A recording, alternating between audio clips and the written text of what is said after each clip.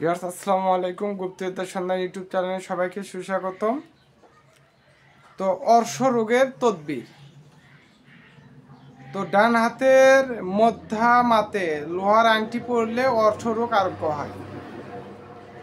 তো এই যে ডান হাতের মধ্যা আঙ্গুলি যেটা আছে, এটাতে যদি লোহার আংটি পরা হয় তাহলে অর্শ রোগ ভালো হয়।